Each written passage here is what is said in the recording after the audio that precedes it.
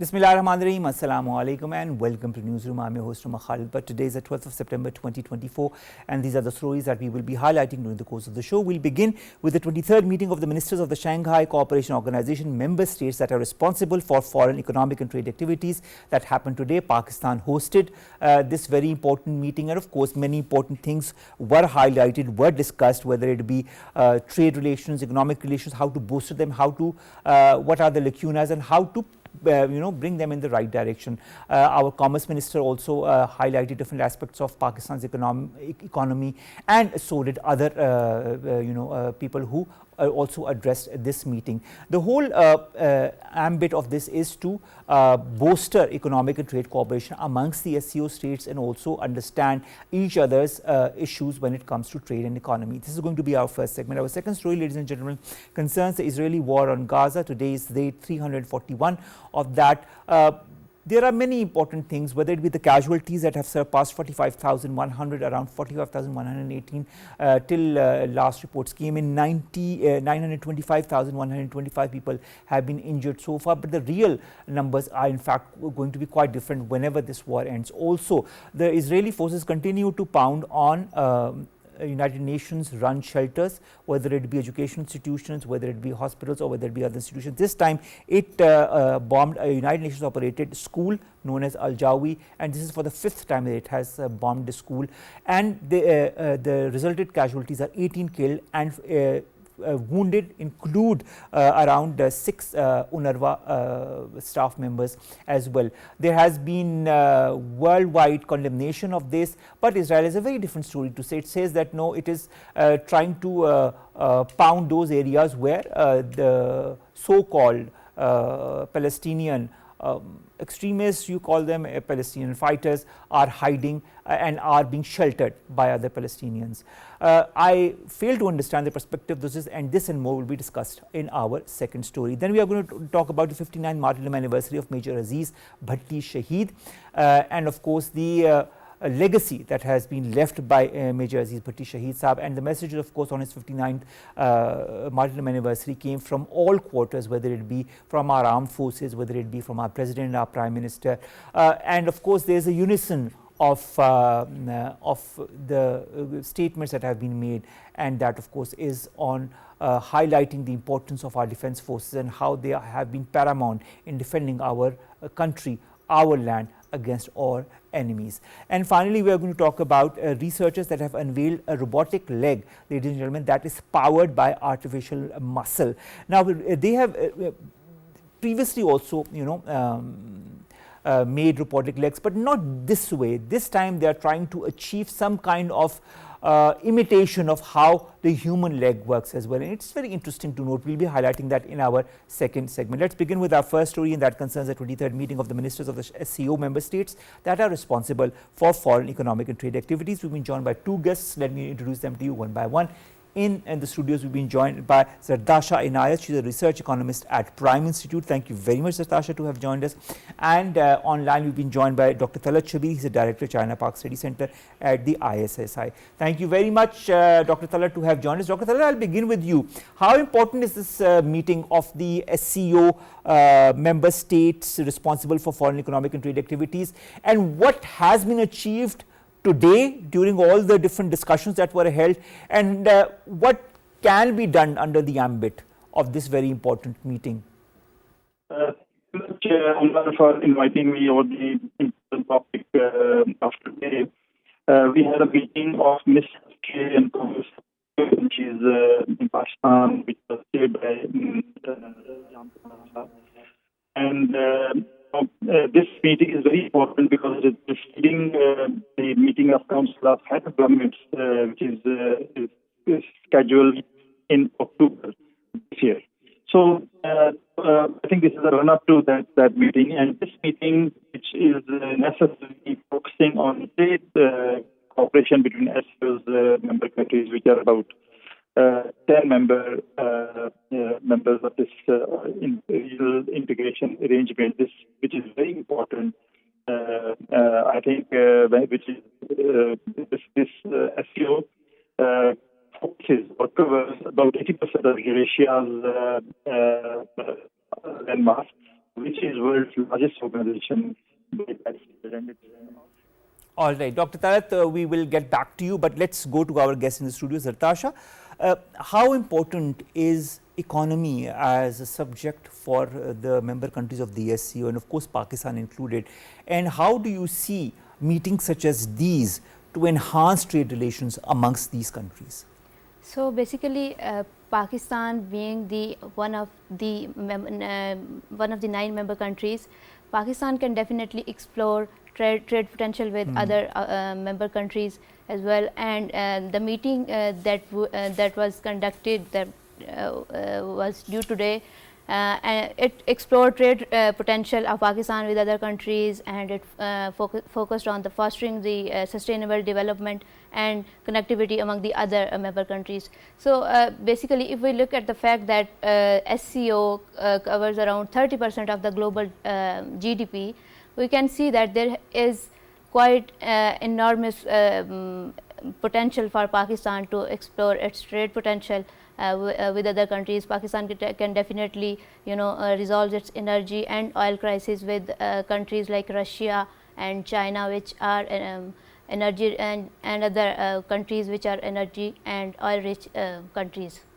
All right, Zartasha, our Commerce Minister Jam Kamal Khan Sahab, when he was addressing this 23rd meeting, he said that the SCO region has a high potential of trade, and he highlighted certain avenues. For example, he said that we are working actively on modernizing our infrastructure, improving regulatory frameworks, and developing in the environment conducive to business. How important are these factors? So one of the examples that we can look at, through which we can enhance not only trade potential but also the foreign investment, is CPEC. Through CPEC, there has been quite different infrastructure and energy projects that have been happening in Pakistan, and that were good enough for Pakistan's economy. They not only created enough jobs for people of Pakistan, but also certain issues, including the low investment in Pakistan, have been up to certain extent being solved. So by involving in projects like CPEC, Pakistan can explore not only its trade potential, but also it can also diversify its export sectors, because mainly our export sector is dominated by textiles and agriculture. If we trade with other countries which are which have technological advancement, we can enhance our SMEs, small and medium enterprises, that can engage in producing products that have more potential in the international markets. I think that's important, and I think that's one of the many different spheres under our economy that we can work on and work with other countries of the SCO as well. Dr. Talat joins us back. Dr. Talat, I'd like to understand Jam Kamal Khan Saab's statement when he says that the SCO region is home to the world's fastest growing economies. And of course, it says that it presents an immense political potential for trade and economic collaboration. How important is the trade and economic collaboration between the SCO states, and how can we further improve it, bolster it? Thank you, Omar.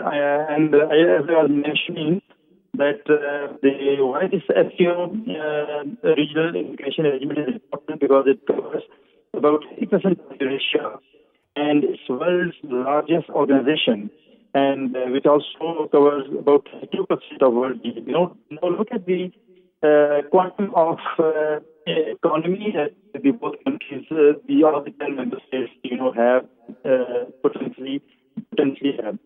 So today's meeting, as I was telling you, is proceeding to a meeting in October, which is going to be chaired by Pakistan, and it is meeting of Council of Heads of Government of SCO member states. So getting back to the focus of today's meeting of Ministers of Trade and Commerce, which represented all the SCO member states. So you see, it focused on deepening trade, fostering regional economic collaboration, and improving connectivity. The connectivity is a buzzword which is very important for, of course, the wider regions also, but SCO presents a lot of opportunities for regional connectivity and in trade opportunities for these countries. when we see that nearly 35% of global population resides in this area, and the countries are, as you mentioned, are growing economies in the region. So there's a lot of potential of trade and regional economic cooperation between these 10 countries. Today's meeting, as Pakistan is at the forefront, because next month also Pakistan would be chairing a meeting of heads of government. So it's important that they have set a stage for maybe the next. So I think that the countries should focus on trade, business amongst each other. That is what was actually signaled by the meeting in Pakistan. All right. Zartasha, coming to you, our Commerce Minister also said 2 or 3 things, and I'd like your point of view on that. He said we are developing an environment that is conducive to business. Then he says that we've already talked about the modernization of infrastructure, but he talked about the bilateral trade that exists between different countries, for example, between Pakistan and China, that is over 14 billion, between Pakistan and Belarus, that is over 34 million, and between Pakistan and Kazakhstan, that is over 138 million, and of course Pakistan, Russia, over 925 million, and different countries like Uzbekistan also, that is over 126 million. How are preferential trade agreements also a good avenue to improve on trade relations? How can they boost trade as well? Because this is also something that our Commerce Minister highlighted. He highlighted the preferential trade agreement between Pakistan and Iran as well, and talked about promoting regional and economic cooperation. How can preferential trade agreements help further in simplifying the procedure of trade relations? So, free trade agreements definitely help exploring the trade potential between the countries, because barriers like import tariffs and custom duties can, reduce the potential for imports or trade between the countries. Similarly, Pakistan Minister Mr. Kamal and Chinese Minister, they had a separate meeting where they discussed that there is huge potential for both countries for the agricultural trade. So I already mentioned that Pakistan's trade is mainly dominated by textiles and agriculture products. So Pakistan can definitely export. And also Pakistan's geographical location is extremely unique. Exactly. And through that, Pakistan can increase its export base to China. SCO, you must be aware of that SCO covers around nearly half of the population of the world. And through that, Pakistan can increase its customer base by exporting its products to other countries. Also, Chinese minister invited Pakistan on import exhibit going to be held in China. Shanghai. This year. This year. So that can definitely not only increase the export base, but also introduce Pakistan to other markets as well. Pakistan also said it is going to be there with 33 different companies, so that is going to be excellent as far as further enhancing trade with China is concerned. Dr. Talat, Shabbir, we were just talking of the sideline meeting that happened between Mr. Ling Jian and Mr. Kamal. How important are such sideline meetings as well, not only to further give impetus to the SCO, but also in the bargain get discuss avenues of bilateral relations? When we discuss of SCO, Russia and China are two very important countries in SCO members. So, and with China, definitely we are looking for great trade and regional collaboration. Of course, we have CPEC between the two countries, which is a project of connectivity and economic growth. So it is very important that Russia and China are on this forum.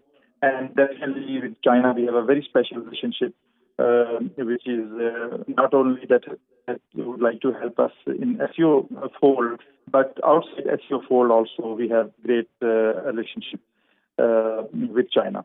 So when we discuss of this regional arrangement, we definitely aim at deepening trade, fostering regional collaboration, and improving connectivity. Now, the connectivity is a buzzword which China is expecting through Belt and Road Initiative in the entire world But definitely, when we look at SEO and how can we, take advantage of SEO connectivity, so it is very important because, as we mentioned, that SEO is there are in the SEO which are growing economies and growing at a faster pace.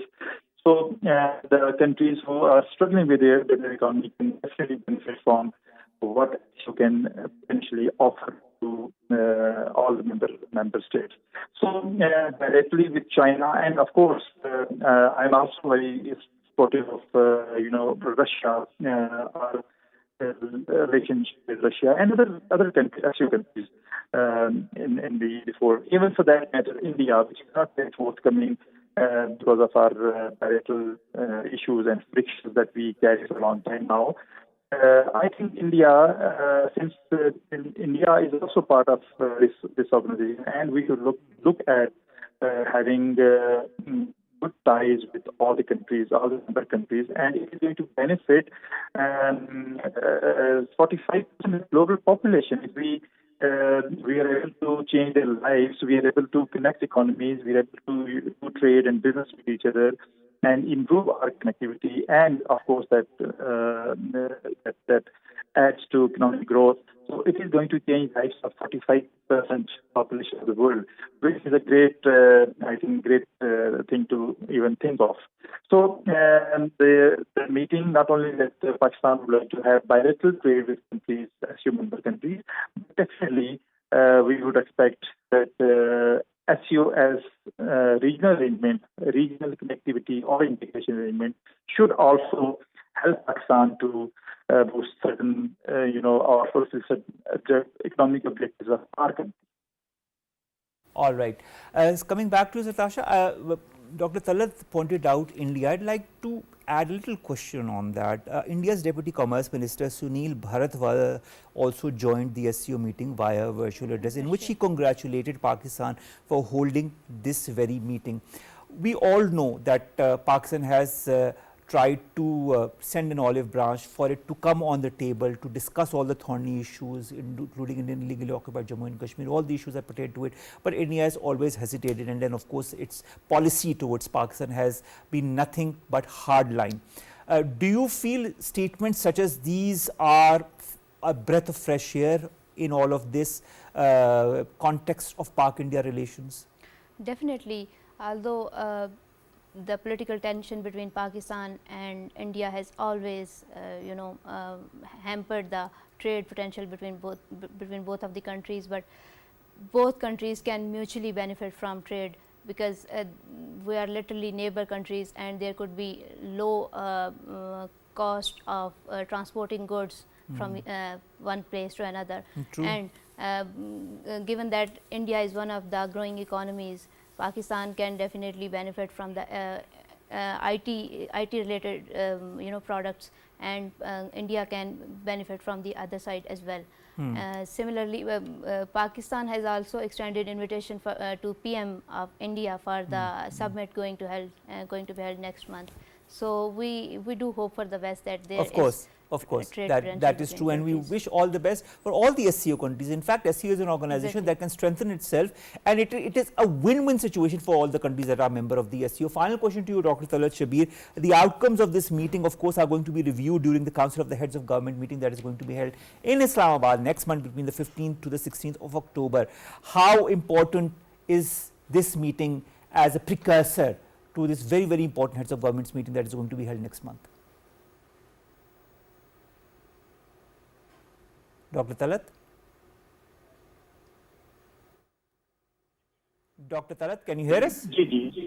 I think meeting of Ministers of Trade and Commerce today is an important precursor, as you mentioned, for the upcoming meeting in October. Now, I think there are a few very important areas. Like I have a list of the areas that may be part of agenda of SEO meeting, for example, food security, climate change, and counter-terrorism. Pakistan also hopes to, expand the scope of cooperation within SEO and certain joint border operations and enhanced cyber cooperation may also be included in the upcoming meeting. And various digital initiatives, poverty alleviation, and focusing on connectivity, as I already mentioned, are very important areas that are required to be put in the agenda of upcoming meeting. Now, there's one important thing, as you mentioned about India. This is a consensus organization, and I think the member states should, put a pressure on India to be forthcoming. That was a change that we saw as far as Indian attitude is concerned. Thank you so very much, Dr. Talat, Shabbir, also Director, Pakistan-China Study Center at the ISSI, to have joined us. And thank you very much, Zartasha, Inayat, Research Economist at Prime, to have come all the way to the studios. Inshallah, this will be the first of many encounters that we are going to have. Let's come to our second story, and that concerns day 341 of the Israel-Palestine conflict. We've been joined by Osama Muhammad Nazzal. He's a Palestinian journalist, joins us from Jenin. Osama, thank you very much to have joined us. Osama, let's begin with what happened at the Al Jawni school. 18 people have been killed so far, 6 UNRWA staffers have been injured, and this is the 5th time that this school has been bombed by the Israeli forces. What reasoning does Israel have this time?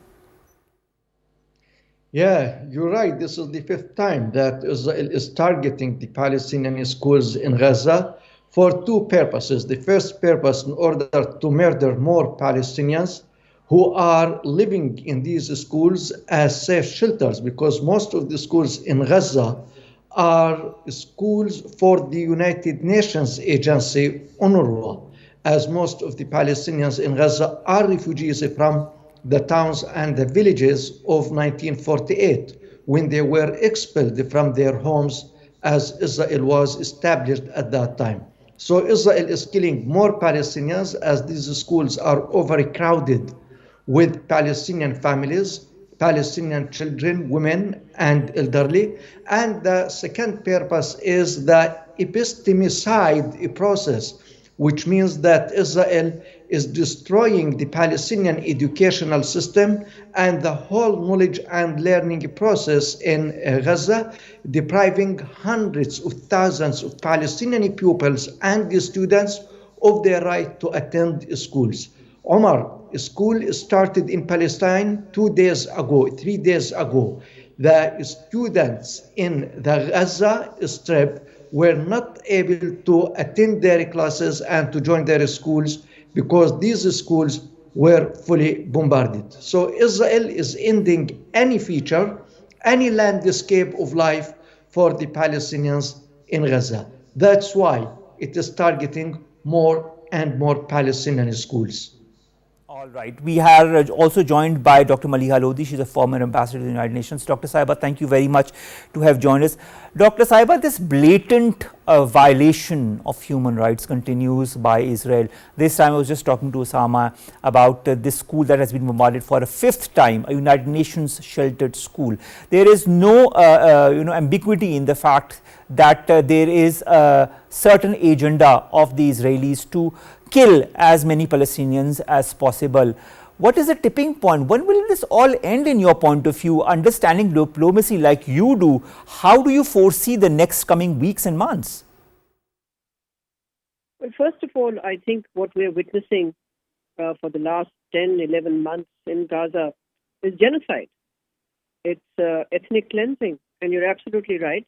The aim seems to be to kill any and every Palestinian that they can, men, women, children, and we've also seen that close to 41,000 Palestinians have already been martyred. The attacks have in fact left almost 22,000 Palestinians what is called life-changing injuries. So, I mean, the catastrophe that has befallen Gaza is before the world to see. And when you ask, well, what is the world doing about it? I'm afraid the answer is a very unfortunate and sad one, which is that the paralysis in the UN Security Council, big power politics, the refusal of the United States to really weigh in with Israel to stop the war, not just now, but the last several months. I think that is why nothing is changing. despite the fact that the horrific killings, the attacks on schools, the loss of lives of UN staff and personnel, the UN Secretary General issuing one call after another saying this is unacceptable, but it carries on and on. And if you recall, Omar, just a day ago, when we saw the first and perhaps the only presidential debate in the US election, we saw both candidates, Donald Trump as well as Kamala Harris, basically vying with each other to show they're more pro-Israeli than the other.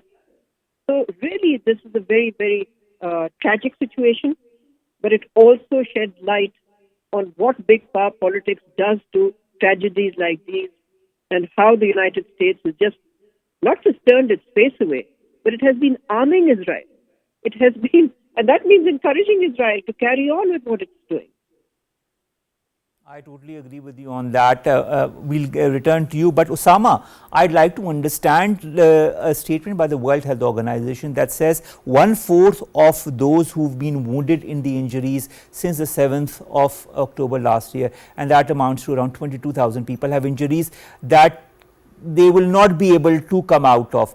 Not only is Israel killing people, butchering people, children, tens of thousands of children who've been killed, the women who've been killed, the children who've been born are in such a state that we don't know how long will they be able to live, or if they live, will they be able to live a normal life. And to add to this, the injured people, 1/4 of them will not be able to come out of this critical injured state that they are in.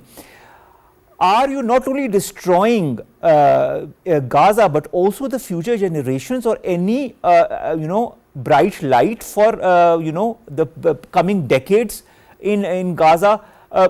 And to all of that, how can the Palestinians, I mean, what can they do?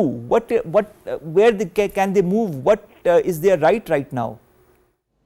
Yes, and that is in line with the Israeli occupation genocidal plan and policy, as on day one of the war, the Israeli Minister of Defense, Gallant, and the Israeli Prime Minister, Benjamin Netanyahu, announced that they will make Gaza uninhabitable, not livable anymore, and they started bombarding the civil infrastructure. They murdered the civilians, the people, and they destroyed the infrastructure, including hospitals, schools, clinics, streets, and housing units. And in order to make it impossible for the Palestinians to resume normal life, they target the Palestinian families and the Palestinian citizens and target them with rockets and missiles. Look, Omar, we are not talking about targeting people with fire bullets. Israel is targeting the Palestinians with the latest and most sophisticated American missiles and rockets to make sure that those who get injured, if they don't die, they won't relive normally anymore. And this, of course, contributes to the Israeli goal and the Israeli objectives of paralyzing the Palestinians' life and destroying the Palestinian society for decades to come. So most of the injuries, as you said, suffer critical health conditions, and we have thousands who suffered amputations, and this means that their life is completely destroyed. And that is the vision that the Israeli occupation has for the life of the current and the to come Palestinian generations. And that is so sad, such a sorry state of affairs.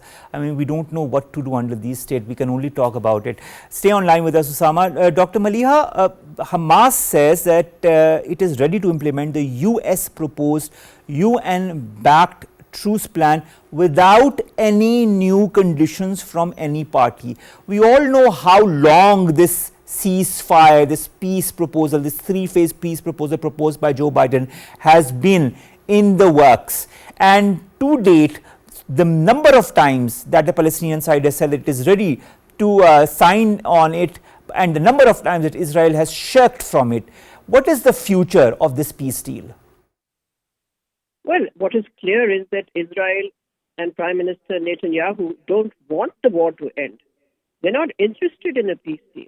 If they were, there would have been a peace deal months ago, weeks ago. So if that is the case, and also Washington's lack of interest, or perhaps lack of will, more accurately, to ask, urge, force, compel Tel Aviv to agree to a ceasefire, we're not going to see one. As I said before, it seems that this issue has now become so caught up in American presidential politics and American presidential campaign, that the candidates are just, as I said before, they're only interested in showing how pro-Israel they are. And the U.S. Congress, as you know, that itself has been demonstrating that it wants to continue to arm Israel. So, I mean, on the one hand, if America was really serious about the Biden proposal, it should have stopped arming Israel. Because to continue to arm Israel is to continue to encourage Israel to carry on with the war. So I really don't see how this war can end, because the Israeli Prime Minister is simply not interested. His political future is tied up, at least that's what he thinks, with the war continuing. So he has no interest, and nor does the rest of the cabinet, it seems. So given that, I don't see any kind of peace proposal being agreed to, much less implemented. The UN Security Council also did call for a ceasefire, if you remember, back during Ramadan. It said that at least for that period, there should be a ceasefire. And a resolution was actually adopted. Did Israel comply? No. Did America get Israel to comply with that resolution? No. So that, I mean, let's be clear about who's complicit in this situation. The United States, the administration is totally complicit in this situation, and so are those Western countries that are continuing to arm Israel and give it high-tech weapons. It seems they don't want the war to end. All right. Osama, coming to you, there are certain reports in the press, and of course, one of the Palestinian ministries has also talked about it. Some of the Israeli groups are talking about the martyrdom of the Al-Aqsa Mosque and construction of a Jewish temple on its site. What are the updates regarding that? Is it true? Are these rumors true? Are there certain groups within the Israeli camps that are trying to wage this martyrdom? As long as we have this dead silence on the Israeli crimes against the Palestinians, I think the Israeli extremist, ultra-Orthodox and religious Zionist parties are going to carry out their plan of destroying and removing Al-Aqsa Mosque in preparation for building their temple.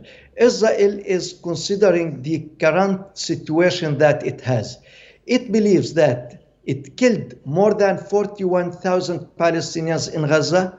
It grabbed most of the land in the West Bank and Jerusalem, and it did not face any real pressure, and all that it got is words and condemnations, but no action on the ground at all. I think this encourages Israel and encourages the Israeli government to arm and fuel the extremist settlers groups, the terrorist groups, in order to carry out this plan against Al-Aqsa Mosque. And before I get to your program, I was watching a video published by the Israeli settlers groups showing how they are going to set fire to Al-Aqsa Mosque in order to build the Jewish temple as they claim. Dear Omar, as Muslim countries don't use any of the economic tools that they have to pressure the United States, to pressure Israel, I think that Israel is going to continue its aggressive and genocidal conduct against the Palestinian people and against the Muslim holy sites, including Al-Aqsa compound in Jerusalem. All right. Stay online with us. Dr. Maleeha, coming to you, how do you view these, increase in, no, I would not say casualty, but increase in the tensions between Hezbollah in Israel, between the Houthis and Israel, and all this of increase as far as the tit for tat, whether it be between Syria and Israel, whether it be between other regional countries and Israel as well. Are we looking at a regional escalation? I don't think any regional country would want a widening of the war. So I do not agree with you that there is a tit for tat going on. There are unilateral actions being taken by Israel. And the aim is to provoke the countries that it's attacking or the groups that it's attacking to then, conduct reprisals. And some of these reprisals, yes, have taken place. But it is Israel that is interested in widening the war. It has always wanted to widen the war because its purpose then would be to drag the United States into that war in defense of Israel. That's what it wants. Dr. Maleeha, don't you feel that it's also trying to somehow drag Iran in this conflict, and it is desperately trying to drag Iran with all the different statements that the Israeli ministers have been giving in the last few days? Well, it's actually attacked and assassinated people on Iranian soil. So there's no question of dragging Iran. They've already attacked Iran and certainly carried out these missile strikes on Iranian soil. It's Iran that has responded with great, wisdom, because it has said that it will punish Israel. But so far it's refrained from doing anything because it knows that this could be a trap, and this is a trap. So here we have a situation where Israel seeks to enlarge the war and seeks to, as I said, drag the United States in. But at the same time, I think many of the countries around Israel in the region are exercising utmost restraint. But having said that, I think we should also keep in view the failure, the utter abysmal failure, the OIC as well, which of course has lots of many non-Arab Muslim countries. These, rich countries have failed to do anything significant to deter Israel. So Israel carries out these attacks, right, left, and center. In addition, as Osama was just mentioning, it has also been it's launched large-scale attacks in the West Bank, and those attacks have gone on for the last 3 weeks, and Israel's been intensifying those. So, yeah, we hear condemnation. OIC issues regular statements condemning. And Israel carries on these actions, provocative, aggressive actions against its neighbors.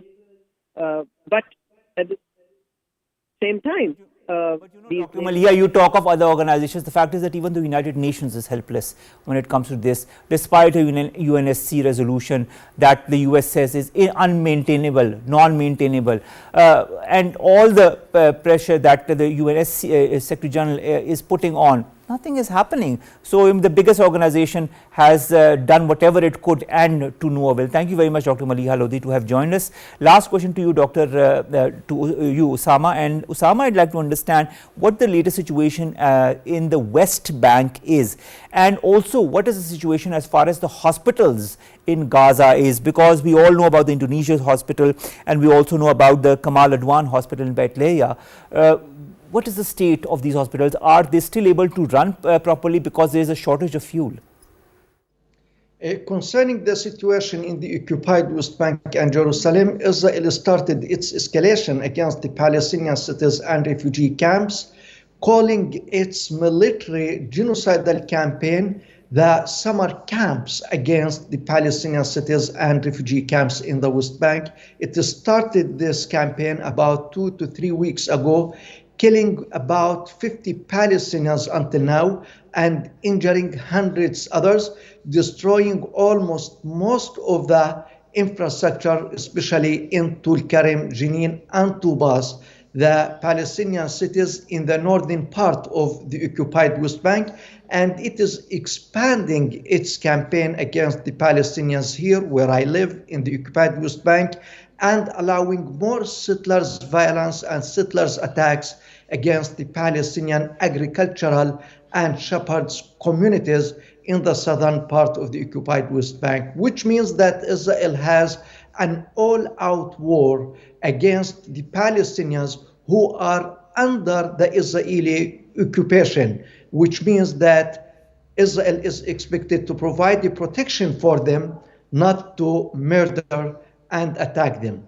Concerning the hospitals in Gaza, Israel has been destroying the health sector infrastructure, including hospitals and the clinics, since the first day of the war on Gaza, and the situation there is miserable, and the patients have no access to medication, not only because of lack of medicine and because of the tight siege on Gaza, but because these hospitals even have no structures, and they are not more than shell buildings. People are sleeping on the floor, no beds, and there is shortage in the medical team because volunteering doctors are not allowed into Gaza through the Egyptian crossings or other bordering areas of Gaza. So we are talking about hell on earth in Gaza,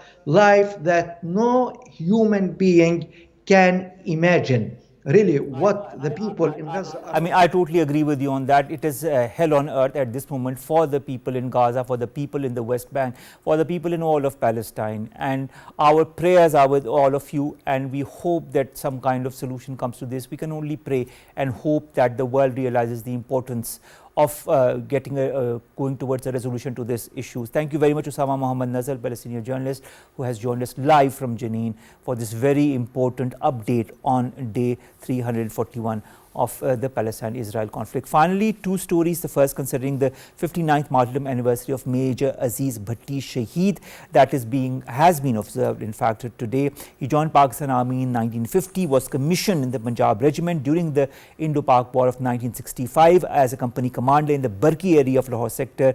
He chose to stay with his former platoon, which was under incessant artillery and tank attacks, and throughout, undaunted by constant fire from enemies, he organized the defense of the BRB along with his brave soldiers. He was struck in the chest by enemy tank shell and embraced martyrdom on this very day in 1965. And of course, the statements have come from all over, whether it be our armed forces, chairman, joint chiefs of staff, committee services chiefs, our prime minister and our president.